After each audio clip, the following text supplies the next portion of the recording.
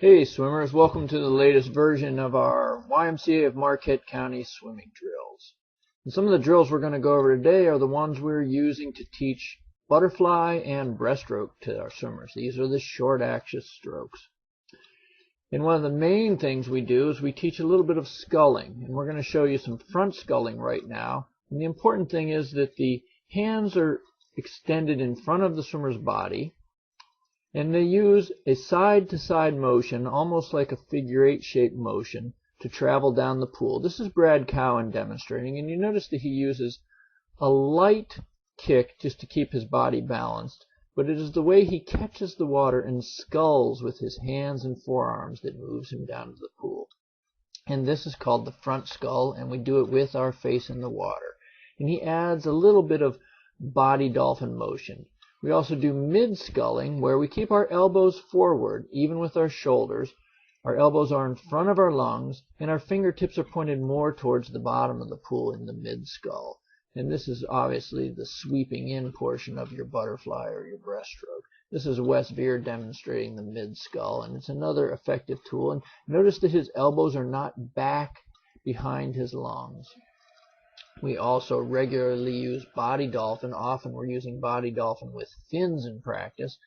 And the two things that are very important is that our head does not dive down under the water, but goes slightly below the surface, and our hips come up above the water with each pulse. This is Annie Bangry demonstrating the hand lead body dolphin, hands shoulder widths apart.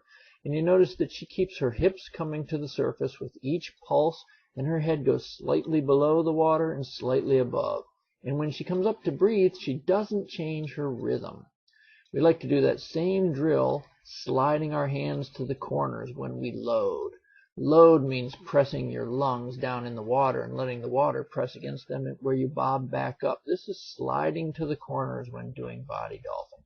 Wes Veer is demonstrating, again, hips coming to the surface with each pulse, head going slightly below and slightly above, and the hands are going out to the Y shape as he presses the lungs into the water. And then they bob back up, just like a beach ball would when you push it in the water.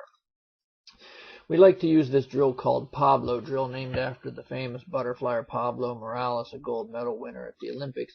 And it's working on the underwater pull portion without having to worry about getting your hands back over the surface. Watch how Brad Cowan sneaks his hands to the front, slides out to the Y, and then anchors against the water and pulls his hands back. And the timing of the breathing is very important on this. He comes up to breathe as his hands are anchoring, and his face is back in the water. Now we do a lot of dolphin kicking on our back just to improve the strength of our core and lower back. This is streamlined dolphin kicking on your back as demonstrated by Annie Bangry. And you'll notice that she's using her hips and her upper body and her lower back and just bubbling up water at the surface. Our swimmers do this every day in practice. We also like to do something we call roller coaster dolphin, and it just engages the abs a little bit more. This is, instead of having your hands in a streamline, you have them about shoulder width apart. And you'll notice that it allows a little more body movement through the core when you're doing the roller coaster dolphin kicking. I'd like to thank our demonstrators for doing their weekly demonstrations of drills, and we're doing a lot more of these drills now as we're trying to introduce breaststroke and butterfly to our newer swimmers. So please take a few moments, check out these drills, and come to the pool ready to do them.